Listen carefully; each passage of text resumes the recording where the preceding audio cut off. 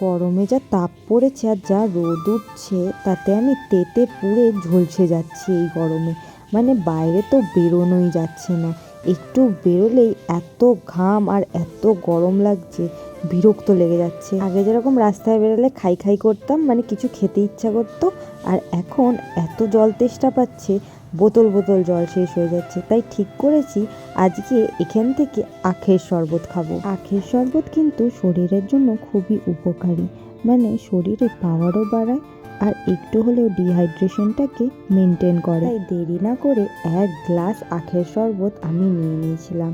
আর আমাদের এখানে কিন্তু আখের শরবতের দাম এরকম বড় গ্লাসে 20 টাকা। এই গরমে এরকম ঠান্ডা ঠান্ডা আখের শরবত খেয়ে আমার তো প্রাণটা জুড়িয়ে গেল, মানে নতুন করে মনে হয় জীবন ফিরে পেলাম। তাই তোমরাও যদি এই গরমে রাস্তায় বেরো রোদের মধ্যে, তাহলে এই জিনিসগুলো কিন্তু খেতে একদম ভুলো না।